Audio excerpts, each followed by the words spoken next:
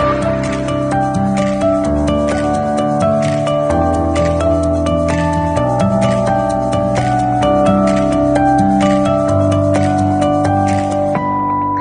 everybody. Welcome to Amazing You. I am your host. My name is Dr. Rani Thanacoody. I am a clinical hypnotherapist using rapid transformational therapy method. I am a past life regression practitioner, Mars Venus life and relationship coach, breathwork coach, astrologer, and life force compassion energy practitioner. And today I have the great pleasure to introduce you to the beautiful and wonderful Samia Bano. Samia is the happiness expert. She's an author, speaker, podcaster, and coach for coaches and healers. And Samia is most known for her book, Make Change Fun and Easy.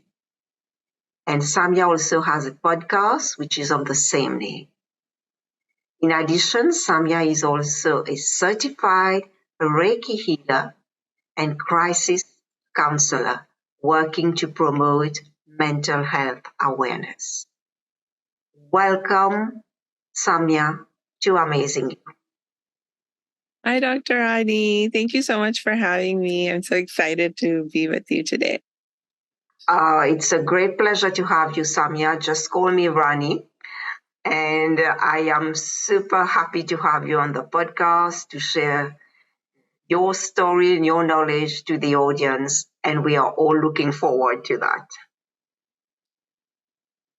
And let me start with the first thing I want to know about you. So would you tell us briefly about your story, Samia, how you got to do all these great things? What inspired you? What is the story behind that? Thank you for asking that, Dr. Rani. You know, like a lot of other change makers, I think of myself as a change maker. My story starts with trying to help myself. Okay. So actually, as you let everyone know, I'm a happiness expert and I do a lot of work, helping other people take control of their happiness, learn how to be happy. And, I like to say I'm not just a happiness expert because I have theoretical knowledge. I actually practice how to be happy. Like everything that I teach, I actually practice that in my own life. And the reason I'm so committed to the practice of choosing to be happy and learning how to be happy, because I'm constantly learning myself and deepening my knowledge and understanding and practice in this area, is because I wasn't always happy. I, in fact, struggled massively with my mental health, with my happiness, because I'm a survivor of child sexual abuse. Okay. And, for like a good 2 decades, I was in that phase of struggling massively. And so if you would mind me asking you a few questions, what do you mean when you say you were struggling with your mental health, you were struggling massively? Can you give us a little bit details about that so that the audience understands and can relate to you? Yeah. Yes. So when you experience a trauma like child sexual abuse, there are a lot of impacts that you experience, that I experienced. I think one of the biggest challenges that I developed in the aftermath was I felt like I'd lost my sense of power and control. Because, and what age, sorry, Samia, what age was that? I was around 8 years old. Okay. And so, it was it was an age where I didn't really even have an understanding of what I had experienced. I didn't know it was child sexual abuse, that is what it was called. I just didn't know. And I felt obviously very traumatized. Like I felt scared, I felt shame, I felt Mm-hmm. guilt, Yeah. I felt anger. I felt so many confusing and conflicting emotions, and I Yeah. wasn't even properly understanding why I was feeling those things. But I just knew that there was something wrong, Yeah. and I didn't know how to help myself. Mm-hmm. And I was too afraid to ask for the help that I needed. And that was actually, other than that feeling of, oh, I'm out of control. Like I cannot control my body, I cannot control my mind, I cannot control Mm-hmm. my feelings, and so I cannot help myself feel better. That feeling of lack of control was like a huge problem that was top of mind for me. Mm-hmm. And the other thing was the fear that I Okay. couldn't even ask for help. Right. I was too afraid to ask for help. If I ask for help, how will other people react? I was afraid that people would blame me, they would judge me, that they would not be able to love me anymore. Mm. And I could not just deal with Yeah.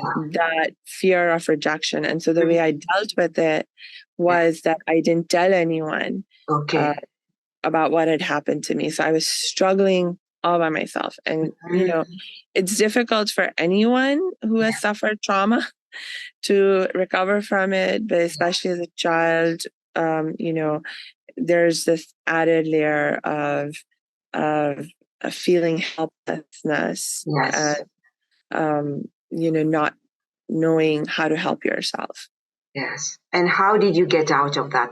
At what age did you started the healing? What was the breakthrough for you to go and ask for help, Samia? Yeah, so in terms of the breakthrough around asking for help, it took me Mhm. a good, actually more than 10 years. Okay. I was already in college by that time. I was like maybe 19 or 20 years old. Okay. And that's when I told the very first person.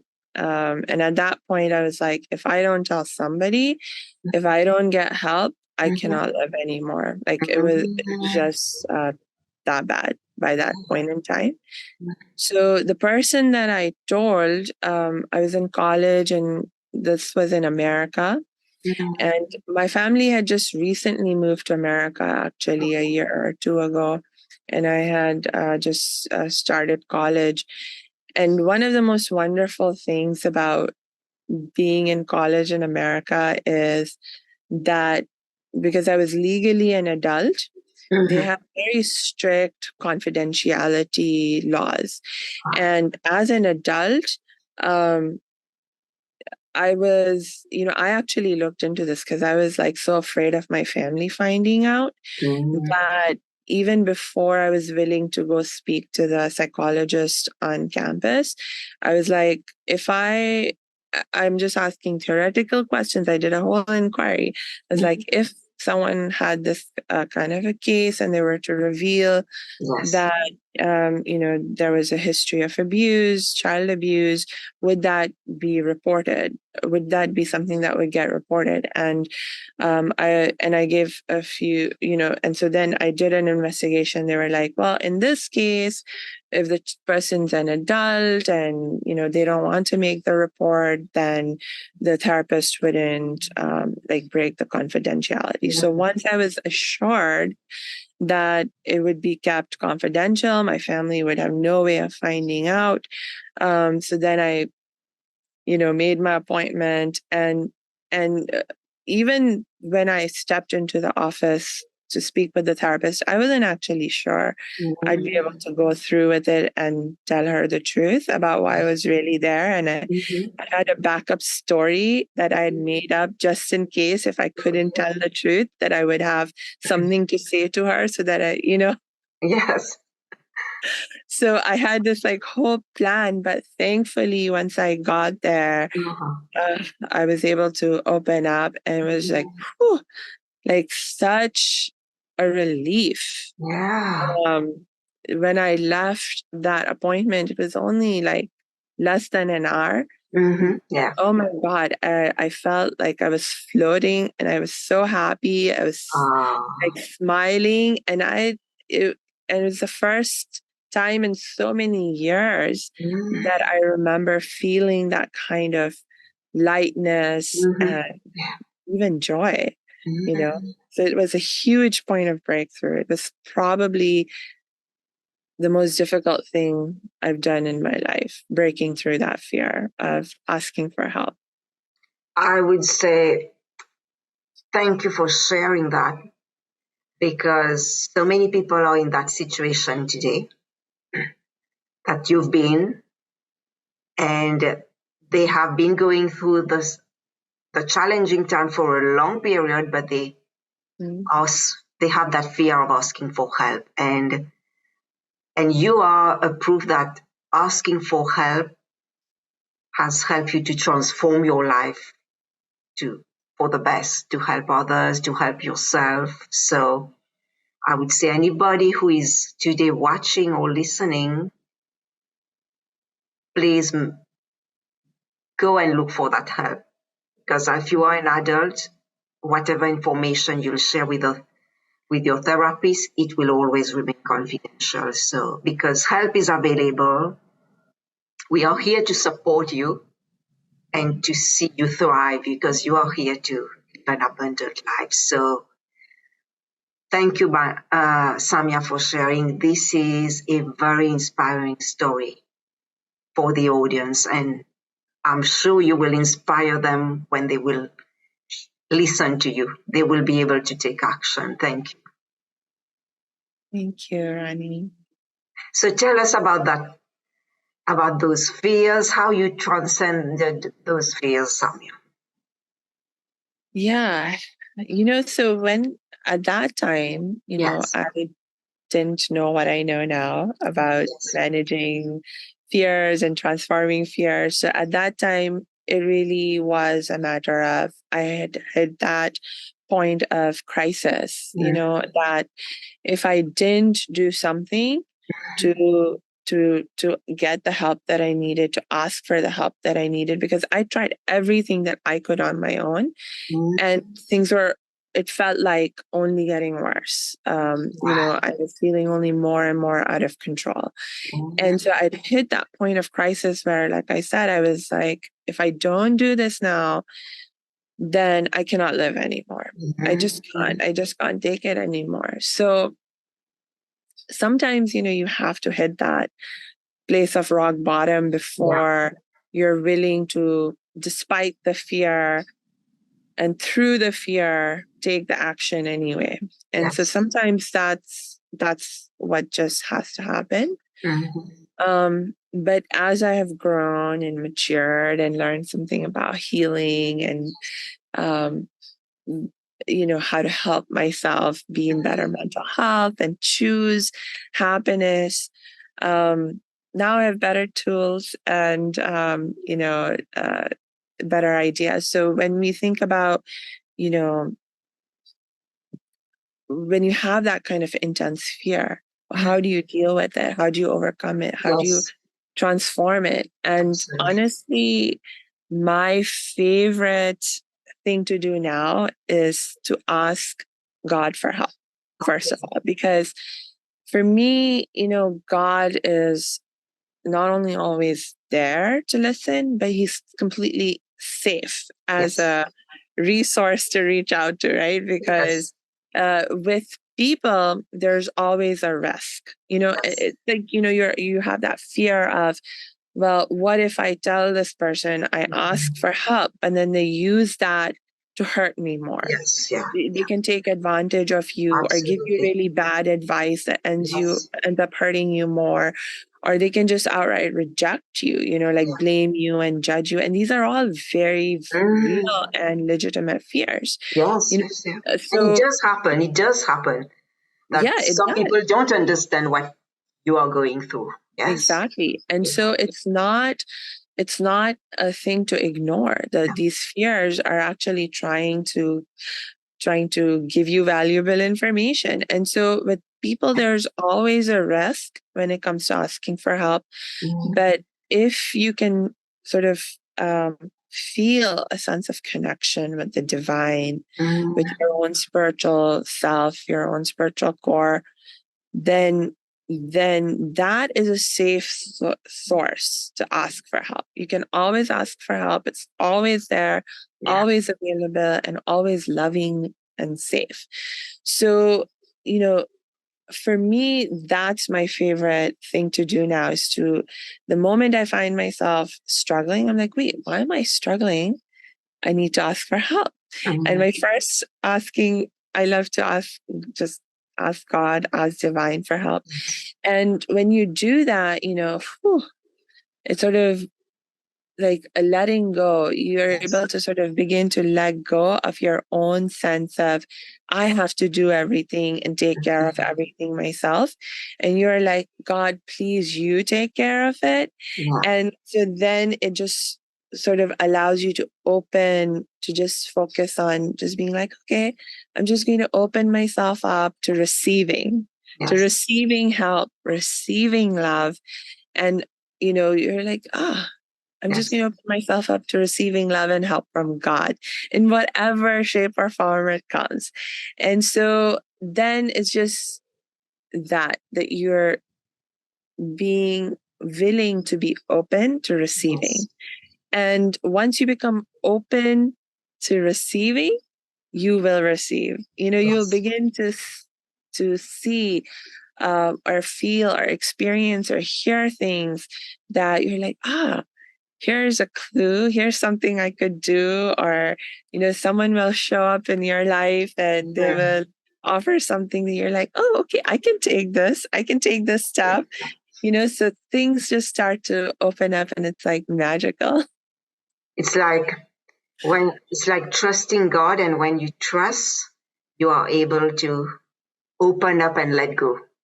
You trust God, and you let go of that burden because you gave it to God, and then you can open up, like you said, to receive the abundance that God will send through his people in different forms that will appear in your life. Yes. And it is a very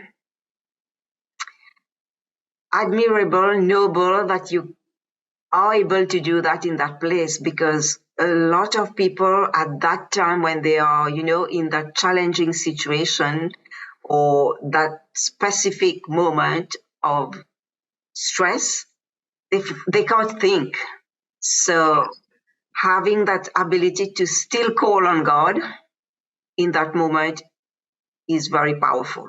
Yeah, I've been through quite a journey. I've realized that my journey of healing from trauma has also been a journey of spiritual growth. And it's been a journey because,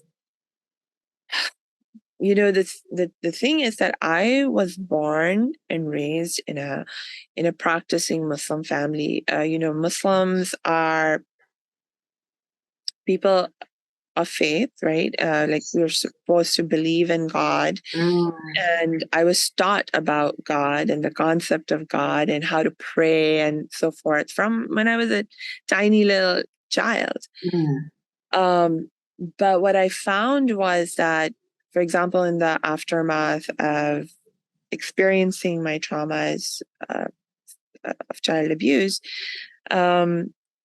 what I had learned so far about God and how to pray and ask for help, it wasn't enough. It wasn't enough. Like I would pray, but it maybe would help me in the moment.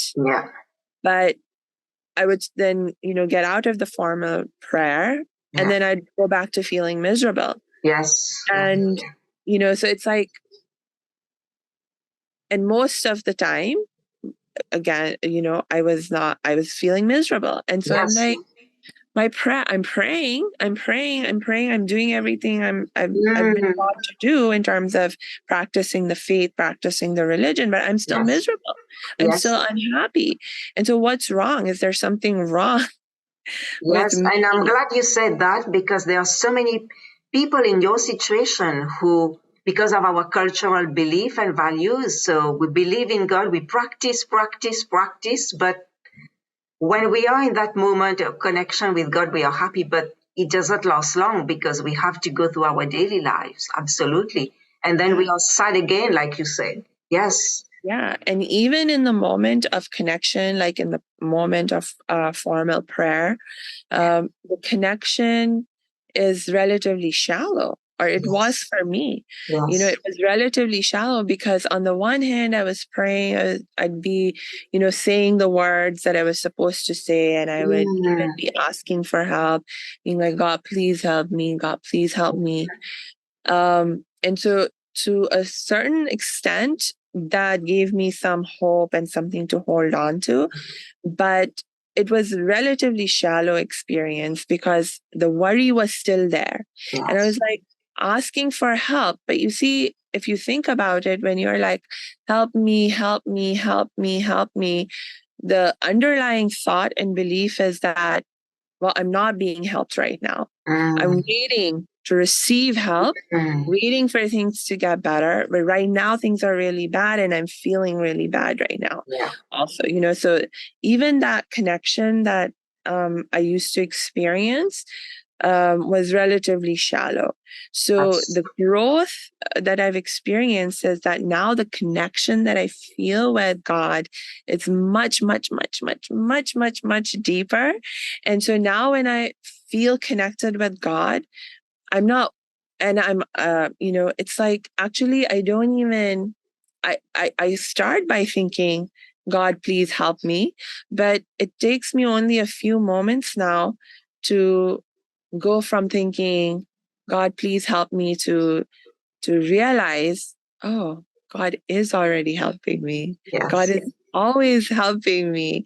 And so then my mind shifts to, okay, God is helping me. How is he helping me?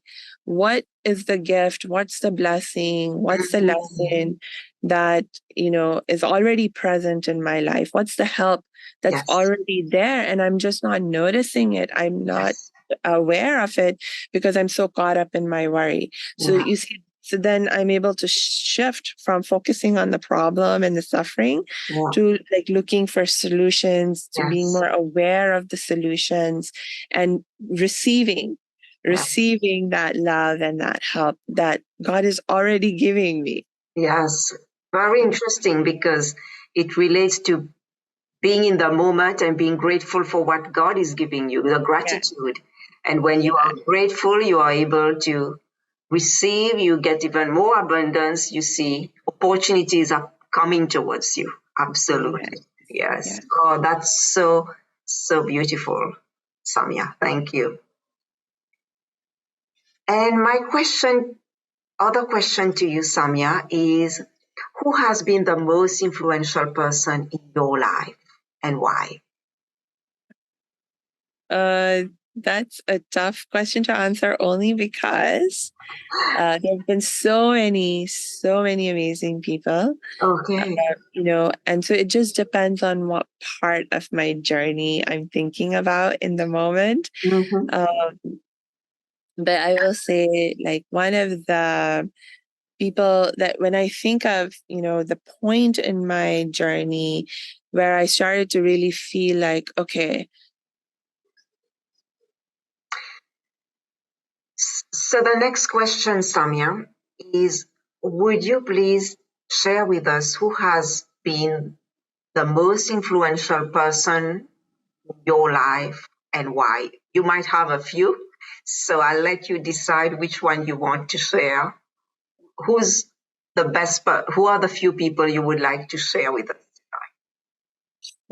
Sure. You're absolutely right. There are a lot of people that, I have to be very grateful for helping and supporting me in different parts of my journey. But one of the people that I feel really coming to my mind right now is my happiness coach and trainer, and her name is Dr. Amy Coget.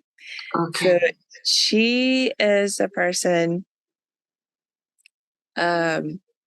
who helped me like really make that transition from being in a stage where I was like, okay, like I'm not struggling and suffering anymore. I'm not depressed anymore.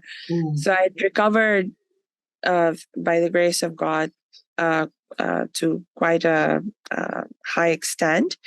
But there was still, I was starting to realize there's a difference between not being depressed and being really happy. And so when I found Dr. Amy, she is the one who helped me transition from being not depressed to learning how to actually be happy in my life. And that difference is profound, and most people don't realize that there is that difference. Most people are not depressed, thank God. But most people are also not really truly happy. And so, that is where I was in my life, and I found Dr. Amy, and she's the one who taught me how to actually learn to be happy by choice and really take control of my mental health and my happiness. And I'm eternally, eternally grateful to her for that. Oh, that is wonderful. And what three qualities that you admire in her and why? There's so many amazing. I would say the number one thing that I really was attracted by in her is that she has this amazing balance in her approach to life and learning and teaching between science and spirituality. Like, she's a doctor, she's a PhD in positive psychology. And so, she has that science background, Yeah. and she would teach us from that perspective of what the science teaches us about how to be happy and retrain our brain to have more positive thinking and so forth. And at the same time, she is a deeply spiritual person. And she is actually a huge reason. And also I give her so much credit for helping me also learn to tap more into my spiritual core, connect more deeply with my spiritual core, and understand how to grow spiritually, And so she's the one who introduced me to the idea, to the concept of our spiritual hearts, and how by connecting to our spiritual heart, we can grow spiritually and develop a deeper connection and experience that more loving presence of the divine in our lives. And so, that balance that she had of science and spirituality in her approach to teaching and living life, I just absolutely was magnetized to that. And I think all her other qualities that I love so much are actually maybe sort of reflections of this core, because she's so compassionate. She's so like positive and happy herself. She's such a great model of, living happiness. How do you live happiness every day? And in so many ways, the work that I do now, and the coach and the trainer that I am now, the healer that I am now, I'm following in her footsteps. That is wonderful. And you said that she helped you to tap into your spirituality more. Yes. And we are all more than just this human being, this physical body. We are all spiritual beings at the end of the day. We are all spiritual beings having a physical experience. So we need to tap into our spirituality and understand who we are. Yes, that is great. Thank you. And Samia, would you tell us what quote has helped you to cope in challenging times? It can be one or a few quotes that you like. Yes. Actually, I think my most favorite quote from even during the days when I was struggling a lot, it's a verse in the Quran. The Quran is the holy scripture of the Muslims. Yes. There is this verse in the Quran that says, it actually promises, it's God promising that on no soul will God ever place a burden greater than it can bear. And so I just kept repeating that to myself over and over and over again. And it gave me so much hope, because I was like, okay, God has promised me, if there's a challenge in my life, if there's a burden in my life, that it is something I'm capable of dealing with and overcoming. And so I think to have that hope, at least, Yeah. or that confidence, that faith that Yes. you can deal with whatever challenge you are experiencing, that is absolutely crucial. Yes. Because without that, I don't see how you would even have any basis for moving forward, you know? Yes. So for me, that has been, even when I'm feeling like really, really bad, that is the first teaching or lesson that comes to my mind, that then allows me to begin to think about other things. Yes. Yes. Yeah. Because you have within you all the powers to help you to cope with that challenge, whatever you are facing. Yes. Thank you. And what would you say to all those, to the audience who is watching, listening, to anyone who might hear you today?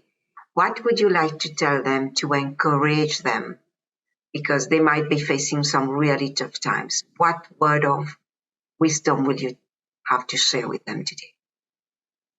You know, in addition to everything that I've already shared, the one thing I would share is, I think one of the deepest lessons I've learned in my journey is that ultimately, what heals is love. Yes. It's the experience of love, of receiving love, that heals the hurts that we are experiencing, that gives us comfort, that gives us a sense of safety. Yeah.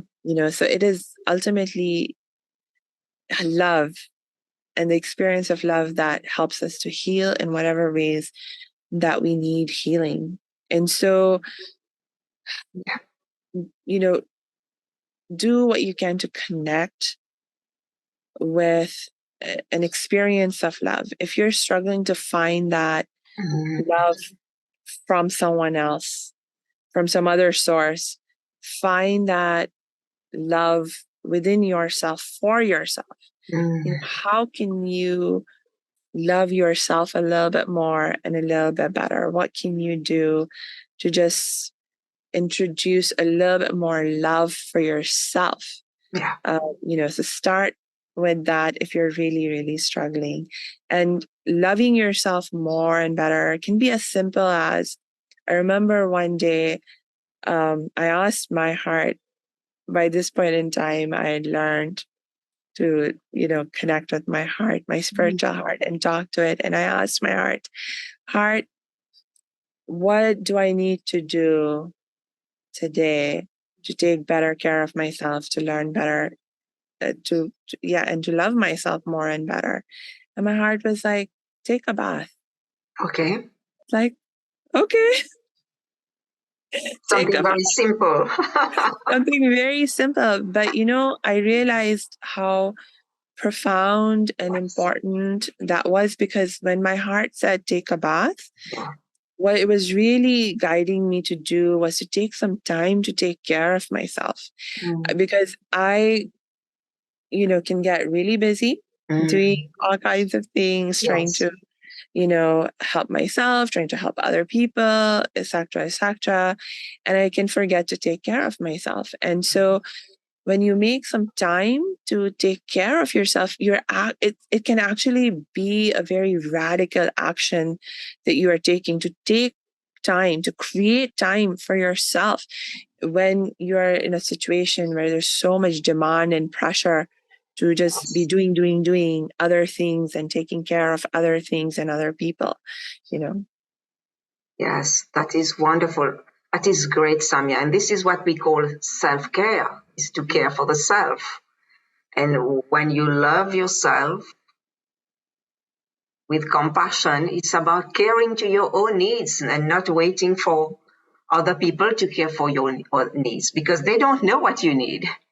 Mm. You know what you need. Your body knows what it needs from you. So you are the best person to give yourself that love and that care. And please tell us, Samia, what book or books have influenced you the most? I like to ask this question because I know of people when they've listened to the podcast and the audio and they heard the speakers sharing the books, they would go and find those books and they have found those books have changed their lives, Samia. So Yeah. that's why I asked that question. I find it's a very important question to ask the It speaker. is a very important question. And it's another one of those that I struggle to give just one answer to. Yes, yeah. But I think for me, one book that I will mention, hmm,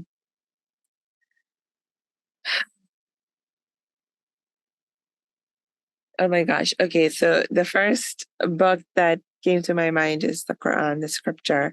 But Okay. that can be dense, and for people who are not of the Muslim faith, it that's not necessarily go to. Yes. So the next book that I would say, okay, this actually one of the books that I read that was a point of breakthrough for me.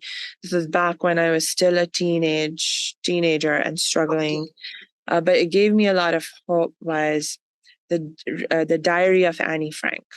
Okay. Diary of Annie Frank. For those of you who might not know, Annie Frank, she was a Jewish Yes. teen living Mm. during the World War II era, and her family, because they were Jews, they were being, persecuted. They had to go into hiding. And Annie Frank, when she was in hiding, she, wrote a journal, and it got published later. She and I really, it was like here was another teen, someone was close to my age, was experiencing a very different kind of trauma and a Yeah. different kind of challenge. But, she was dealing with it from a place of hope and Mm. faith and courage. And she to me, she was like a model and a light of, oh, if she can do it, if she can get through her struggle and her suffering, then I can too. So that is one of the first books I remember reading Okay. that really gave me that sense of hope. Thank you. Thank you so much for sharing those two books. Those two really great book because spiritual book like the Quran, there's so many wise wisdom in that. Like every sentence, very much all the spiritual books. There's so much. It's like it never get outdated. Yeah. It always applied to every time period of life. Yes. Thank you for those two books, Samia. So now, Samia, before we finish, would you tell us briefly about what you do and how can people reach out to you, Samia? Sure, sure. So I'm a happiness expert and a change maker.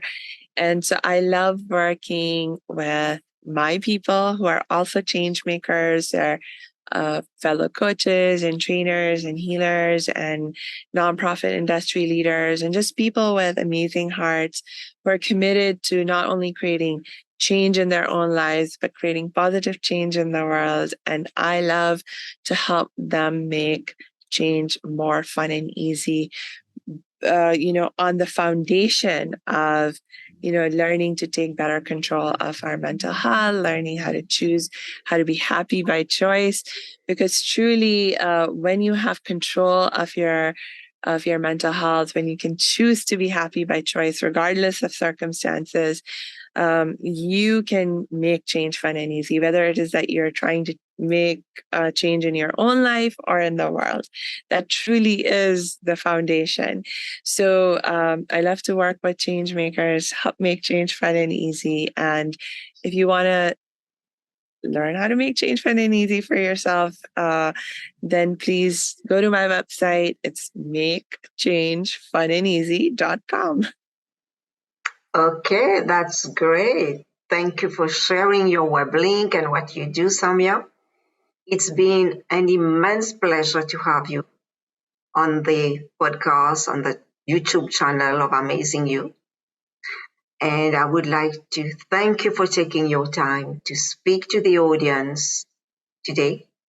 And I wish you a lot of success and that you help a lot of people to change their lives and to make happiness a choice in their life as well, like you did for you. Thank you. It's been a great, great pleasure. Thank you so much, Samia. And thank you to the audience for watching, for listening, for sharing, and for subscribing. And I will see you all very soon again. Have a great rest of the week and take care, everyone. Love and light to all of you.